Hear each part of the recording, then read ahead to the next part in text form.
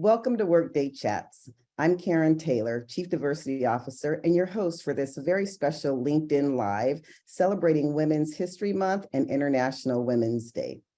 Over the next 30 minutes, we will be discussing how women finance leaders can help unlock a company's growth potential, sharing research findings from the Boston Consulting Group, KPMG, and Fortune. We will look at key traits of high-performing women and share actionable strategies you can adopt to accelerate your own career growth. We encourage you to share your comments or questions in the chat as we go. All right, let's get started by introducing our amazing panel.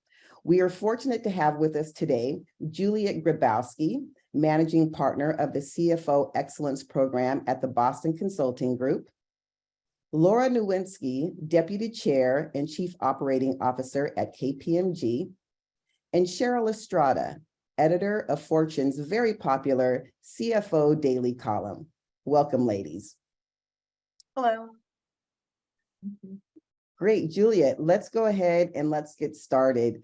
Can you share more about the recent research you and your BCG colleagues authored on why companies can benefit by including more women leaders in their finance functions, as well as what's different about what this research study told us? Happy to. So we launched some research last year to look at female leaders within the finance function, in particular female CFOs, noticing, as I'm sure all of you have noticed, that there's a dearth of female leaders. It's getting a little bit better, but there's a huge opportunity for gender diversity at the top of the finance function. And so we looked at 150 of the largest companies across the globe within North America, Europe, and Asia Pacific.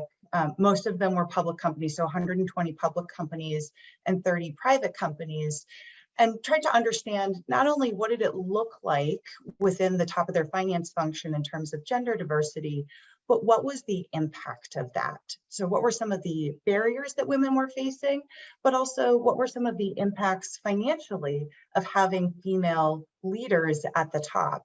And so we looked at those companies through the lens of our diversity and inclusion assessment for leadership database to understand what's really going on.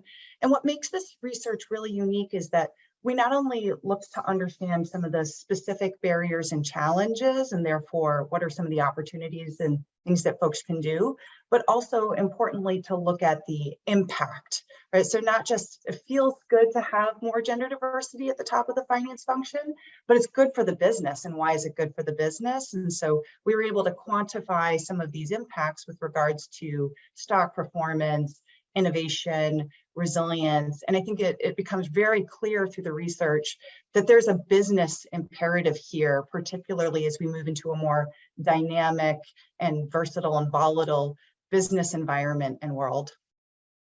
That's fantastic. I love the fact that you actually talked about the impact, because that actually comes true when we think about the power that women actually bring to the workforce. So I love that you mentioned that. Sheryl, let me bring you into this conversation. You profiled the BCG research recently in your column for Fortune CFO Daily. What really stood out the most to you about these findings? Hi, Carin, thanks for that question. I would say a couple of things stood out to me. First, it was highlighted that female CFOs communicate differently to the capital markets and that they're actually more cautious on earnings calls. I thought that was very interesting. And also that there's the correlation between women leaders and financial performance, that they bring more resiliency and innovation. And I would say another thing that stood out to me was that women CFOs tend to come from non-traditional paths. More women CFOs are sourced externally, according to the research, and more come from non-finance backgrounds. And so I'll give you an example. I interviewed Kate Burke. She's the CFO and COO at AllianceBernstein, a global company. And she actually rose to the CFO role through HR. And what she told me was that, in particular for her at an asset management company, the ability to align your people with the organizational strengths and strategic initiatives, it helps drive long-term success. So her HR background actually really benefits her in her current role. That's fantastic. That's a great example. Laura, let me pull you into this conversation. You rose through the ranks at KPMG to become Deputy Chair and Chief Operating Officer. I'm wondering if you might comment a little bit on the research findings from your perspective, both within KPMG and also as the executive sponsor of the KPMG Women's Leadership Summit.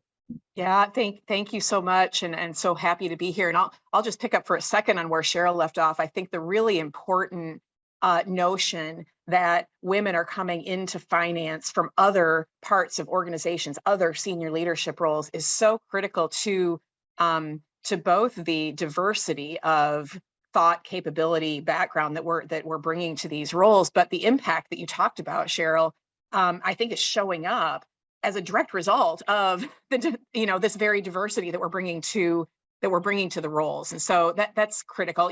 It's important research, and Juliet, can't thank you enough for doing it, for keeping our eye on this in a fresh and refreshed way. It was a key takeaway for me that out of these surveyed companies, that just a third of the senior finance positions are held by women, and only 13% of the CFO positions in the companies surveyed are held by women, despite gender parity for a very long time in the finance organizations in general.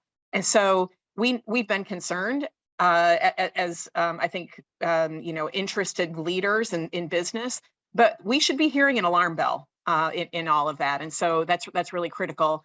So Carin, at the Women's Leadership Summit, the work I do there, the work in mentoring and in leading our organization, I'm experiencing the stories after story after story of the obstacles that we hit when it comes to recruiting, to retention, and to advancement of women. And to me, this demonstrates that women need support throughout their careers, not just at moments in time, but in all moments that matter throughout the careers of women. And I'll just highlight that at KPMG, our commitment to advancing diversity, equity, inclusion, we call it our Accelerate 2025 strategy, is grounded really in 3 pillars that get after exactly that agenda. Our 3 pillars: succeeding here. First, getting here, recruiting underrepresented talent, so critically important, but succeeding here, focused on engaging our people and ensuring a consistent experience, consistent opportunities for everyone at our firm. And finally, leading here, focused on advancing underrepresented talent into leadership roles. I'm really proud that Paul and I, our CEO, chairman and CEO, and I lead our management committee, which is comprised of 50% women. So our top positions in the firm are half women, and we think that's really critically important that we lead in this regard. So really building systems, building processes, building checks, embed really the DEI strategy into all aspects of career lifestyle. It's really something that's critically important to getting after this important agenda. Yeah, Laura, one of the things that you touched on is this notion of mentorship and sponsorship, and the fact that we need to see women in leadership positions that we can aspire to be. I'm curious, Sheryl or Juliet, if you have any additional comments just on that mentoring and sponsorship piece that we all know is critical to how women grow their careers in the workplace. Any additional comments from either of you? Well, Carin, I would say from the women who are CFOs that I interviewed, mentoring and sponsoring was pivotal in their career, that the majority of them said. And I think that for a lot of them, it didn't always come from women, it came from men, especially being in the finance industry. It's not yet at the level of diversity it needs to be in terms of gender in regard to leadership. So if there was someone willing to reach out and help them in their career paths, that benefited them greatly. And so mentoring and sponsoring was important to their careers. Thank you. Yeah, and if I could just add one thing, it's been interesting with this research as I've been sending out to many of my female colleagues and male colleagues. I can't tell you how many female finance leaders have reached out to me and said, that's me that you're writing about. Like, I've got the untraditional background, like I identify with so much of this. And one piece in particular has been this mentorship and sponsorship and sense of community, right? And one woman wrote to me, she said, I've had a few fantastic sponsors and mentors that happen to be male, right? But it's been so critical to bringing me to where I am. I'm trying to pay it forward and do the same for the women around me.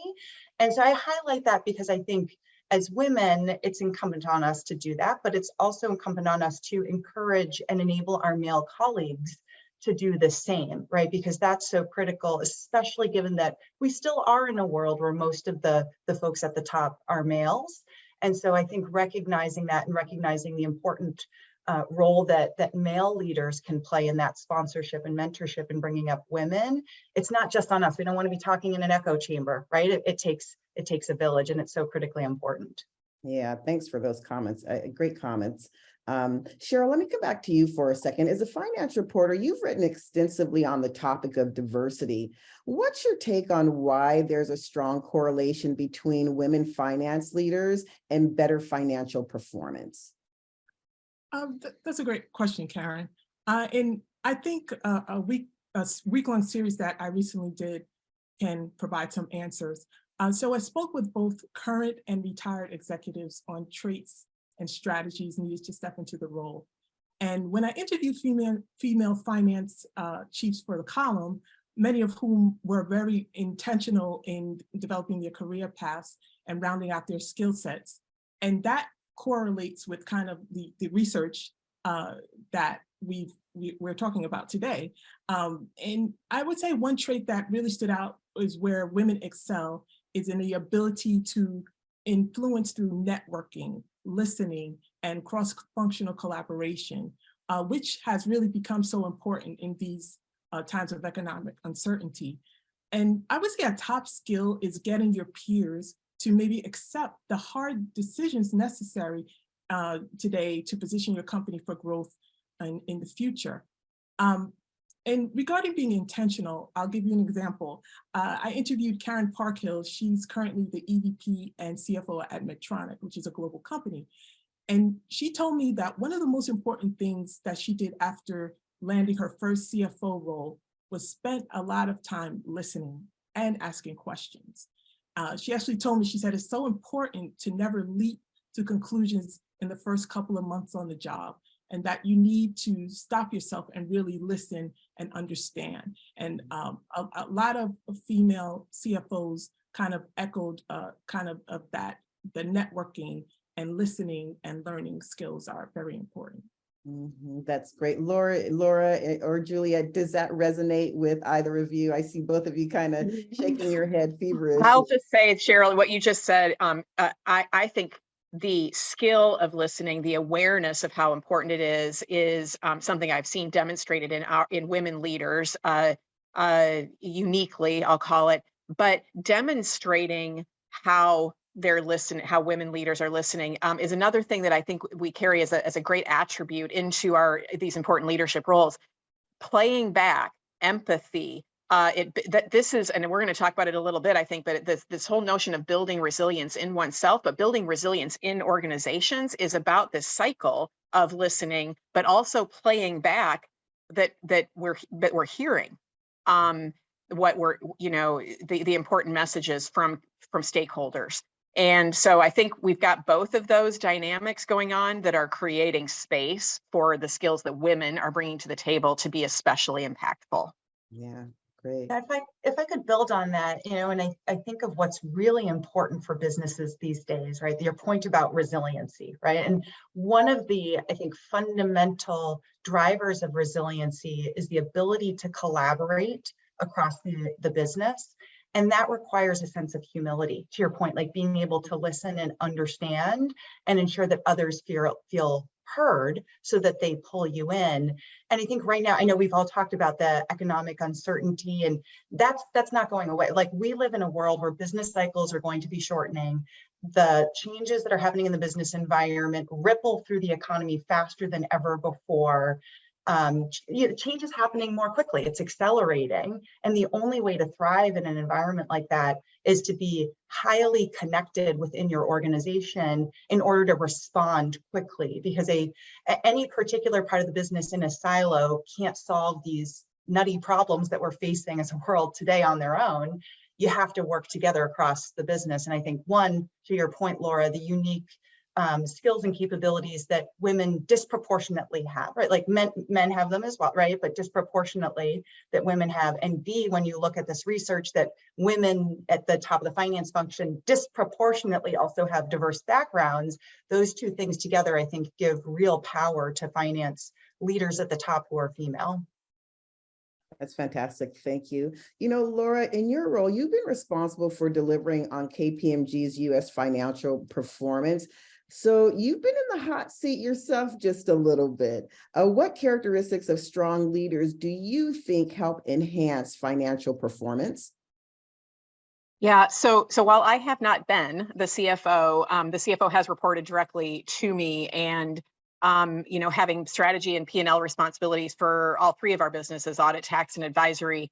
I'll say that the most important aspect of leadership is around accountability and integrity when it comes to financial performance, building a culture of trust, which allows an enhanced channel to anticipating, to adapting, we just got done talking about listening and the two-way journey that brings about, that all focused on achieving outcomes, ultimately leading to improved performance for organizations. And so interestingly, from KPMG research, in times of uncertainty, really offer women leaders a chance to step up, to be confident. I loved the word, the empathy, Julie, that you just talked about, the word empathy and calmness.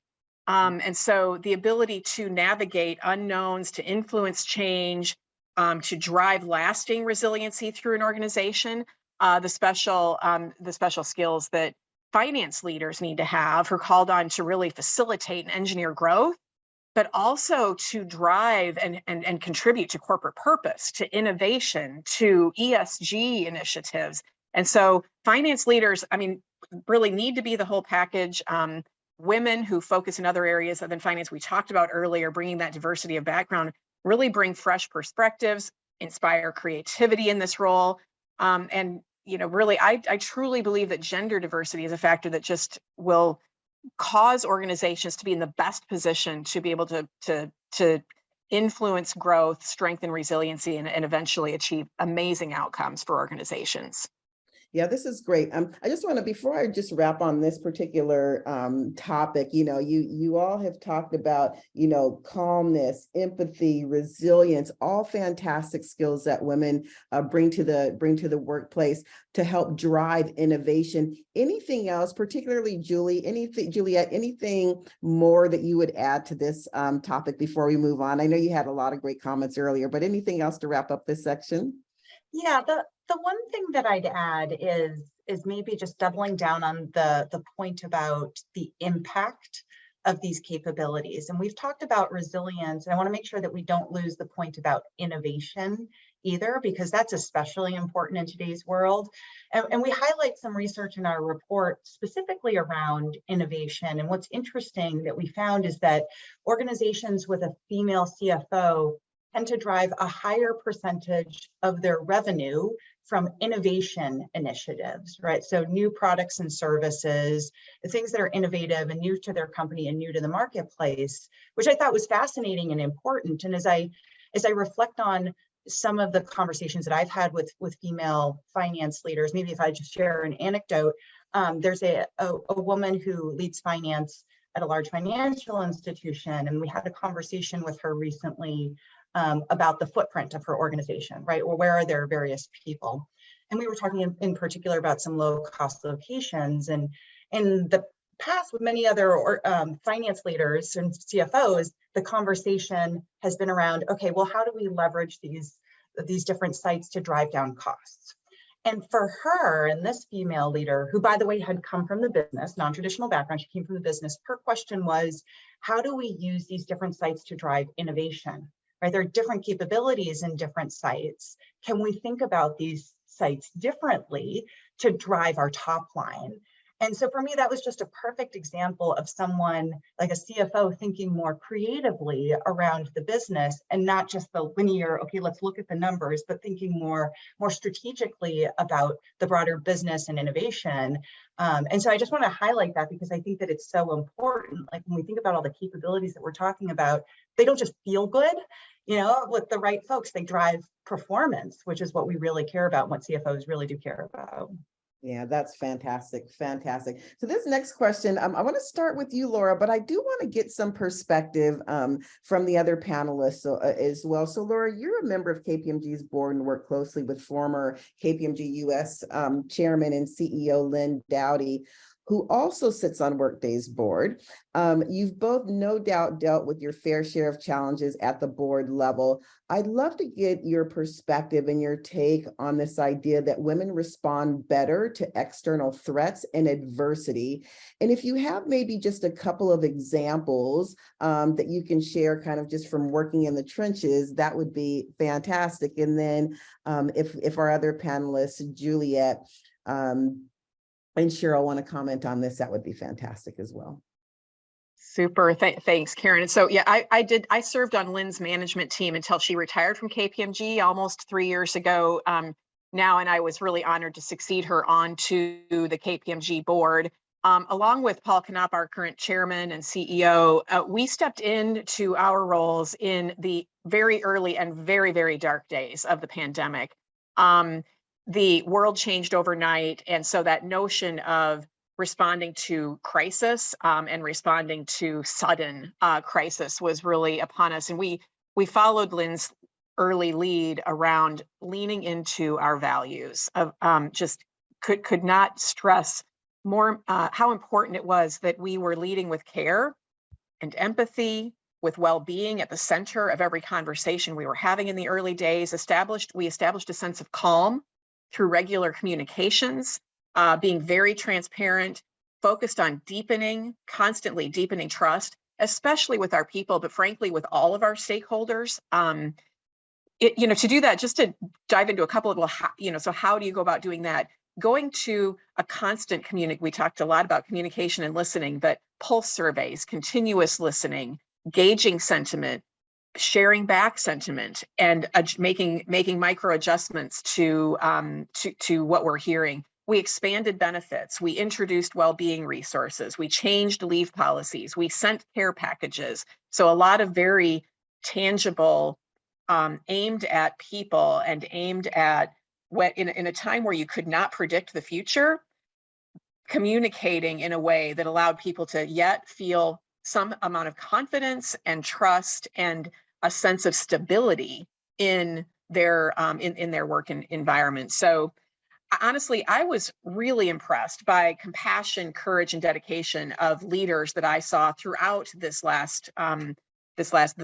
crisis created by the pandemic. And we're seeing a lot of that today as we're staring into economic uncertainty. So I think a lot of the corporate learning that we experienced is being applied and will continue to be applied, because as I compare back to the work that we did in 2008 and the financial crisis in 2008, as compared to through the pandemic, and as we come out of the pandemic, the staring down uncertainty around a potential recession in the US economy and the global economy, I think the tool sets that we have, and the subject of this call, how much of that is due to the significant increase in the number of women leaders at organizations, but the tool sets that we have are better. They're being better deployed, and I think we're benefiting from that in terms of building out the element of confidence in corporate leadership today.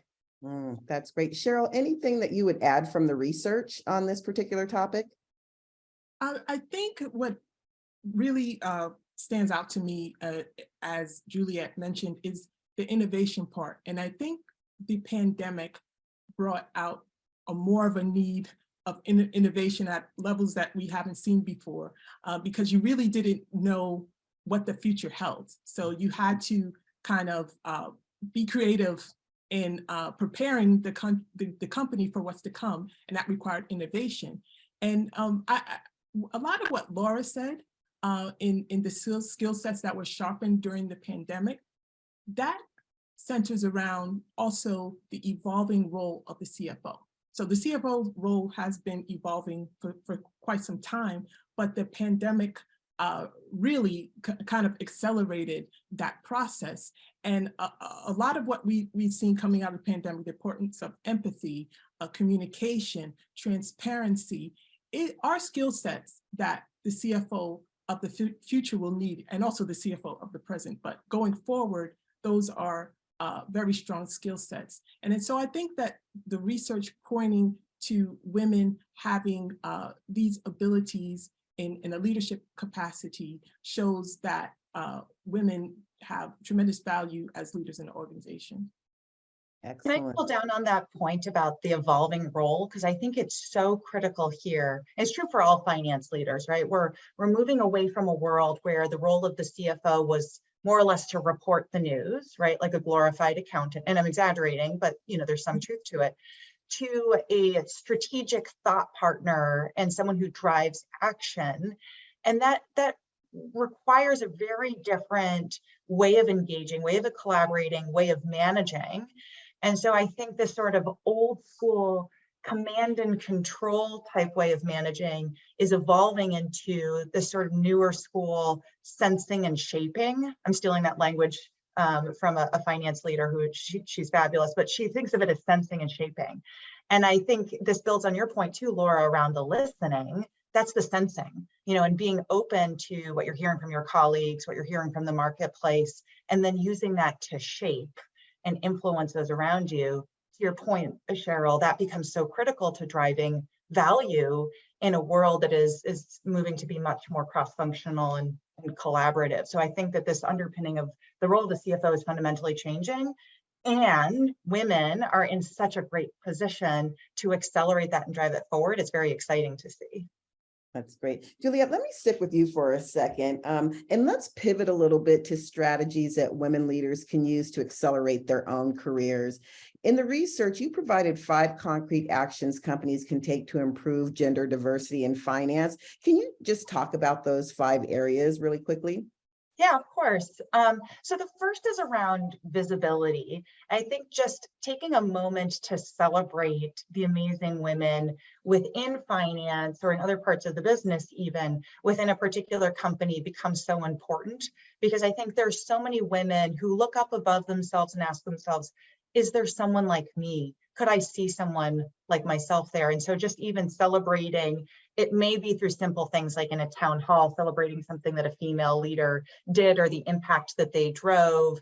It may be putting them in a new visible position, like whatever it might be. I think just creating that visibility and that awareness, it is such an easy win, and it has such impact on the workforce. So that's the first piece. The second piece is being very thoughtful about ensuring that there are women at all levels of the seniority. So what we saw in the research is that when you look at the most junior levels of the finance function, there's pretty much parity between men and women. It's when you get to the real top that you see that difference. And so I think for just even creating awareness within an organization of that difference, and then seeking opportunities for women at the top. And I'm by no means saying that there should be quotas or that you should give a role to someone because they are a woman, but taking that extra beat to look at, okay, are there some other folks that I should consider in my slate? If my slate is all men for a particular position, are there people in other parts of the business, not just within finance? Are there folks outside of my organization I should be considering? Like particularly at the top, that becomes especially important. The third is enabling women throughout the life cycle of their careers. I think everyone, men and women, have real moments of truth. And there are some particular ones for women that maybe are disproportionately impact them. So I'm thinking like, childbirth and family and stuff like that. Again, that impacts men as well as women. But being very thoughtful about those moments of truth and those transitions, and having the right support network around so that a woman feels comfortable as she's going through those transitions. Again, it might be related to family, it might be related to something else. And it's true of men too, right? But I think it's especially important for women. The fourth is building an inclusive workplace. And And we use the word inclusive very purposefully. When we think DE&I, diversity, equity, and inclusion, those are related things, but they're very different, right? And so having a diverse workforce versus having a workforce where everyone feels included is different. And so I think there are many things that folks can do. I think one, simple one that we see at some organizations, but that's really important is when we think of some of these things that we do to support women, like flex programs or part-time or whatever, is ensuring that men use those too. I think sometimes it's a flip of what people would expect, but what we find is when we treat men in the same way that we do women, when it comes to those things and set the same standards, it normalizes things. It creates a more inclusive workforce for people to be able to talk about and engage on these sorts of topics.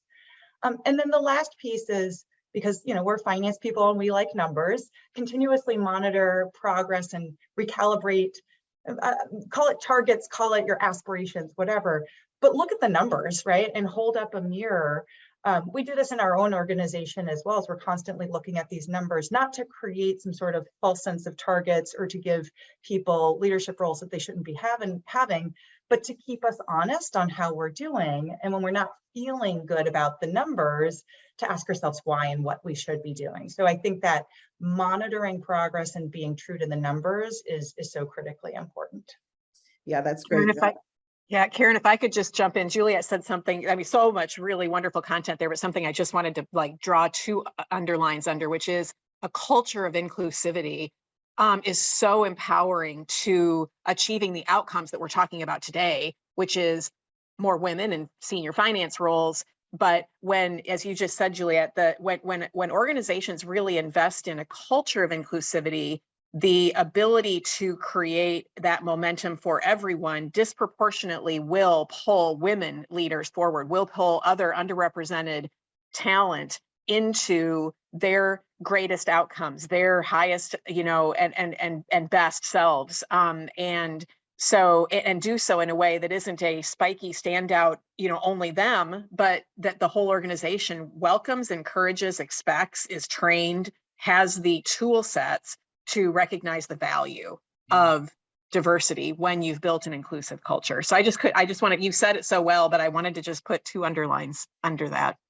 That's great. I'm going to come back to you in a second, Laura, but I also wanted to underscore, Juliet, the importance of what you said around the difference between diversity, equity, inclusion, and I'll throw belonging in there as well, because those things are very different. And so, Laura, as you think about what you're doing at KPMG and specifically under your leadership, what are you all doing? Give us a couple of examples of things that you were doing to increase diversity, equity, inclusion, or belonging at KPMG. Yeah, thanks for that. So, I'll start with that. Indra Nui, who won the KPMG Inspire Greatness Award, an example what Juliet was talking about holding up role models. She said there's no economy in the world that can be successful without tapping into the incredible potential of women, and now is our time. And it's an empowering statement and a powerful statement. But even as this incredible talent pool is continuing to emerge, there's challenges to keeping women in the workforce to go on this journey of finding their individual greatness and success. And so a lot of work we're doing right now, it's not the only work, but a lot of work we're doing right now is about that, how we think companies should be getting behind change to help close the gap of women really aspiring and being inspired to achieve everything they can. So I'm proud of how we're responding. I mentioned our Accelerate 2025 strategy earlier, where we aspire to understand lived and shared experiences to identify barriers and biases, and then create influence and impact to change those. So we're working to reach diverse talent earlier in the process. We're connecting, believe it or not, with high schools, with community colleges, with historically Black colleges and universities, a incredible change for our profession, frankly, and for us as an organization to crack open, not just to create diversity once folks have joined us, but to create diversity from where talent comes. And it's so incredibly important to that mission. So we're rethinking what works for modern talent. What do career paths look like? What skills do women need specifically to be successful? What are the investments that we need to make in creating training, skilling, reskilling, development paths? We're listening to in each, again, not listening in big macro sense, but micro listening to what our people are experiencing as they step into these investments. We're hearing about the need for benefits, about reducing healthcare costs, expanding paid caregiver, gender neutral paid caregiver. Really, again, important so that women aren't standing out as uniquely needing assistance during that life event. So, and we're strengthening our culture of care and empathy with a focus on exactly what you just said, Carin, belonging, with an emphasis on what it means to have a culture of belonging and having people feel as though they belong and can bring everything, all of their talents to the surface. So there's a word that I use frequently in my own leadership, which is about re-recruiting leaders to their vision of their career path, and I think that's really critically important, especially around women leaders, finding and helping to point to those non-traditional moves in a career is a lot about re-recruiting people. And so I think we've got tool sets, but we really need to continue to strengthen and deploy them so that the next generation of women can really grow and succeed in the finance organizations, especially. Excellent. Thank you very much. I know we're kind of coming on the end of this session here, so let me just ask you all one last question. And Sheryl, I think I'll start with you. Laura, I'll go to you, and then Juliet, you'll wrap us up. And that is, if you could give women one piece of advice about career and trying to get into the C-suite, what's that one piece of advice you would give to women? Well, let's see, Carin. I would say in talking to a lot of C-suite leaders, there's a common thread, and that has certain elements. One I would say is to diversify your skill sets. Also, network and build relationships. Develop good communication skills, and be willing to take high risk or challenging assignments. So you need to be willing to step outside of your comfort zone. Love that. Laura? Yeah, so my favorite advice here is to imagine your career as a jungle gym, not a ladder. And here's why. When you're on a jungle gym, sometimes you have to let go of a bar, take risk to reach the next one, right? You might need to move down on the jungle gym before you move up. That careers are about accumulating experiences and perspectives, not about grabbing next titles on a ladder. So if you imagine, I'll just a little bit of humor. If you're on a ladder and you look up, and I stole this vision from Sheryl Sandberg's book Lean In years and years and years ago, but you look up on a ladder and what you see is the rear end of the person in front of you. When you look up and you're on a jungle gym, the world is your vision. You can see so many different angles and possibilities. And so I really think risk-taking jungle gym career advice is what I would give the women who are listening today. I love that analogy. Juliet, why don't you wrap us up? Yeah, I love that. And I'll build on the risk-taking component too. There's some research out there, not from us, but from others, that when men and women are applying for that next job up or for that next job, men are more likely to apply when they're partially ready for the role, when they have some of the skills and capabilities needed in that role, whereas women disproportionately only apply when they feel fully ready, when they have all the skills and capabilities. Again, this is, disproportionately, and there's a lot of differences between many individuals. But the one piece of advice that I would give is take that risk. No one knows how to do that next job. That's the whole point, right? Like, go for it, be open and creative. You're smart, you're resilient, you'll figure it out, and you'll do an amazing job. So take that risk. You all have been so inspiring. Thank you again for sharing your insights. I really appreciate your time and perspectives on bringing more women into finance. And thank you to those joining us live today and for your comments throughout. We hope to see you again for our next episode of Workday Chats. Have a great workday.